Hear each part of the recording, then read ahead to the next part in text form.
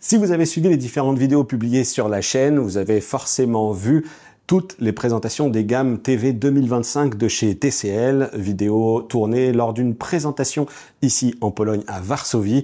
Et j'avais encore une en stock pour laquelle j'étais tenu de respecter un embargo pour vous parler d'un produit dont on a un petit peu déjà entendu parler à son état de prototype lorsqu'il était question de se parler de la technologie Dolby Atmos Flex Connect. Là ici, c'est entre guillemets un proto quasi final puisque cette solution, elle devrait être annoncée au moment où je vais publier ma vidéo. Ce que j'ai entre les mains, donc, c'est tout simplement le Z100 en deux enceintes, puisqu'en fait Z100, il faut considérer que c'est une enceinte 1.1.1. Le Z100, au moment où j'enregistre cette vidéo, je n'ai pas de tarif définitif à vous communiquer. Néanmoins, on a un prix qui a été évoqué aux alentours des 200 à 300 euros. C'est encore très tôt au moment où j'enregistre pour vous donner un quelconque prix final. Même si on est sur cette fourchette moyenne à 250 euros ou si on est à 300 euros, il faut savoir que la configuration qui est imaginée pour les produits Dolby Atmos Flex Connect, c'est tout simplement d'avoir, comme ici par exemple, une enceinte positionnée sur le côté du téléviseur et puis une autre positionnée à l'opposé en diagonale pour la partie voix arrière. Ici, j'ai un kit composé de 4 enceintes qui a été installé dans cette petite pièce qui est pas très haute d'ailleurs de plafond. On va découvrir ça juste après. Et la particularité, donc, comme je l'ai dit, c'est que c'est une technologie Dolby Atmos Flex Connect qui va être très facile à connecter et à connecter a fortiori ici au téléviseur. Là aussi, on va tout de suite voir comment ça se passe dans les menus avec un C6K qui est juste à côté de moi. Au-delà de cette facilité d'installation et de configuration, on a vraiment la possibilité de l'installer aussi sur un support avec ici ces deux petits pas de vis et ça ne tient ensuite qu'à une simple et unique alimentation par enceinte, néanmoins, naturellement, puisqu'on est là sur un système complètement sans fil et donc chacune des enceintes doit être alimentée. On n'a pas de voix centrale puisqu'en fait dans la configuration de ce produit, je vais y revenir tout de suite, mais c'est vraiment le téléviseur qui occupe cette voix centrale. On va voir si ça fonctionne bien et c'est parti. Je bascule sur le smartphone pour vous montrer comment ça se passe. Alors cette solution développée par TCL, Dolby Atmos sans fil, elle est déjà intéressante puisqu'elle est compatible avec des produits, alors pas tout à fait d'entrée de gamme, mais en tout cas c'est compatible à partir des modèles C6K de 2025.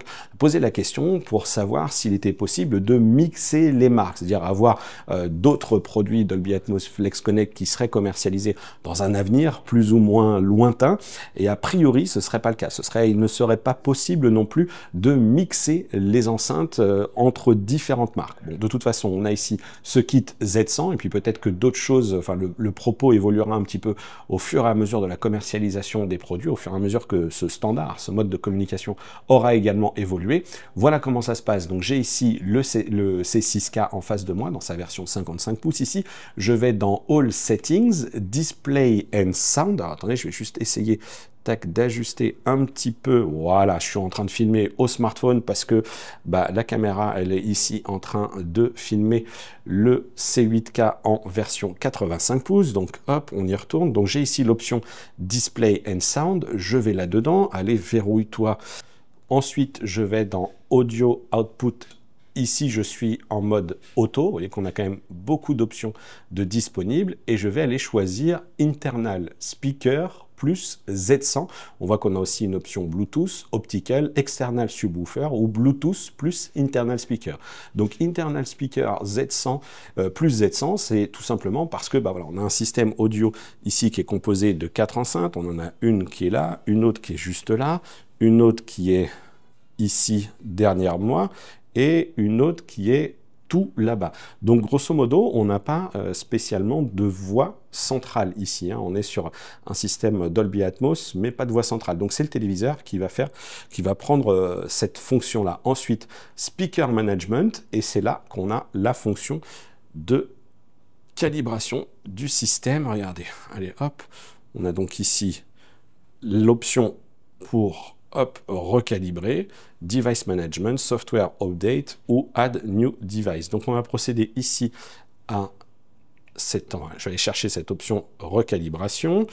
Hop, voilà, et je vais Start Calibration. Donc j'ai indiqué cette distance de 3 mètres.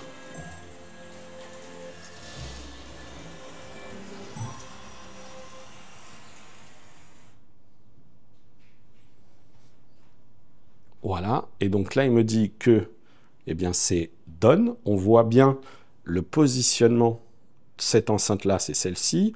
On voit bien que celle-ci, elle est bel et bien plus écartée que celle qui est juste là. On va tout simplement le refaire. Je vais par exemple mettre la deuxième ici, à côté du TV. Hop, je vais lui demander de refaire la calibration.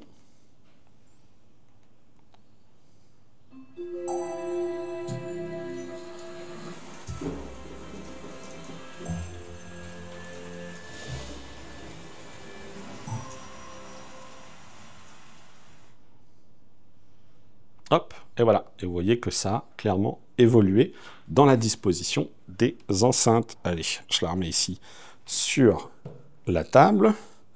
Hop, recalibration. Donc ici, on peut choisir la distance. Alors ça, c'est la distance qui sépare le téléviseur du canapé. Je l'ai indiqué à 3 mètres. Je dois être à peu près à ça. Hein. Hop, vous voyez, ici, le canapé. Ici, le téléviseur. Hop, je vais me mettre dans le canapé. Et puis, c'est reparti.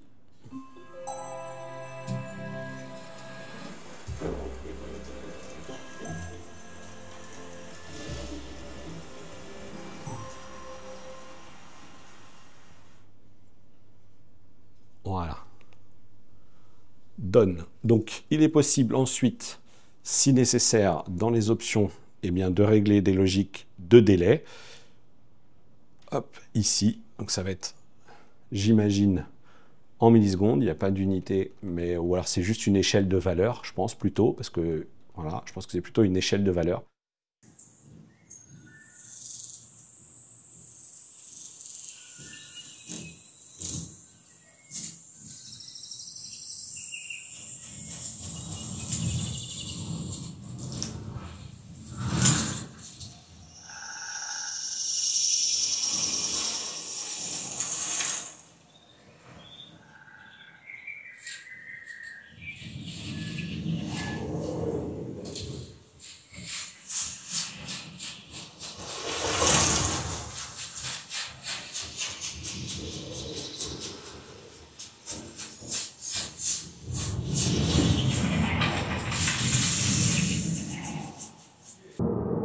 This is Dolby Atmos, the world's first object-based cinematic audio.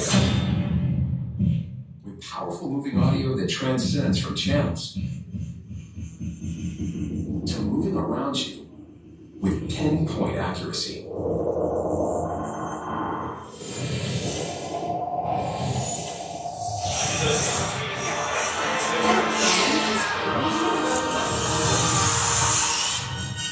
Whether the soundscape sits the mood of scene.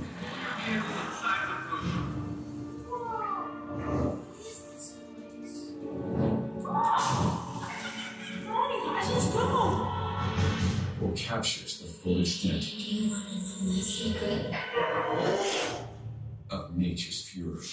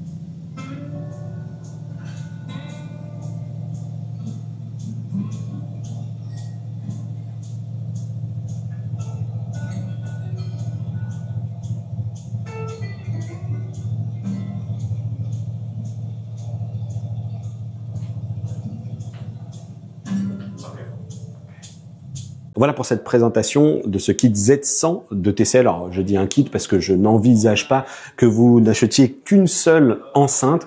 Pour l'instant, encore une fois, même au moment où j'enregistre cette vidéo, eh bien, c'est un prototype, donc je n'ai pas de prix définitif à vous communiquer, mais si on est entre 200 et 300 euros, si on prend un prix moyen de 250 euros, eh bien, on pourrait se dire qu'on aura une solution à 2 enceintes à 500 euros. Et puis, vous voyez que quand même, si on en met 4, on commence à avoir une certaine consistance dans la pièce. Encore une fois, pas simple de vous reproduire au travers de mes micros qui sont en plus assez directionnels.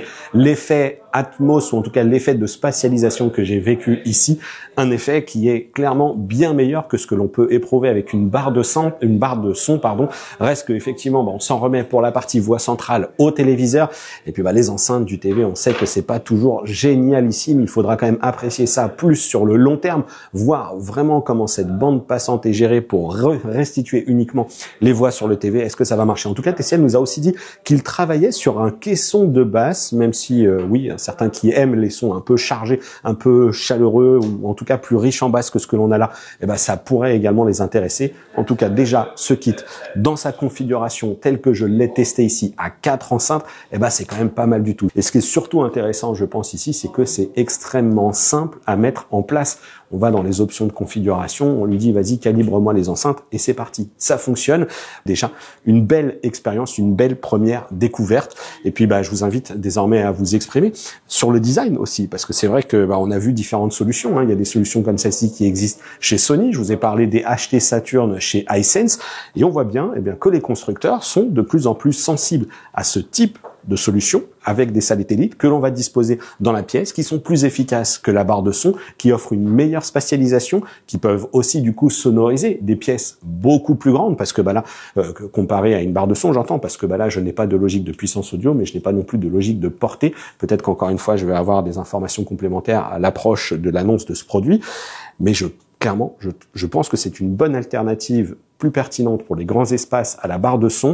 Si vous avez un petit peu de place, je pense que le design sera peut-être aussi mieux accepté par mesdames, le fameux Woman Acceptance Factory. On verra. Bref, je vous invite maintenant à vous exprimer dans cette partie commentaire de la vidéo. Vous voyez s'afficher ce QR code qui va également vous permettre de me rejoindre sur les réseaux sociaux et de nous rejoindre sur le groupe de discussion Discord. Combien seriez-vous prêt à payer pour ce kit? Est-ce que l'absence pour l'instant d'un caisson de basse vous semble rédhibitoire? Il y a des constructeurs qui proposent des alternatives, pas d'alternative encore en Dolby Atmos Flex Connect. Est-ce que l'avenir nous dira aussi si on aura une interopérabilité entre les différents produits de différentes marques, etc. Bref, un premier constat là-dessus, très intéressant. Et n'oubliez pas que vous avez sur la chaîne les autres vidéos tournées dans le cadre ici de cet événement organisé à Varsovie par TCL, vidéo sur la présentation des TV. Donc tout ça, c'est dans la description. Allez, je vous dis à très bientôt pour une prochaine vidéo sur la chaîne et d'ici là, portez-vous bien. Ciao!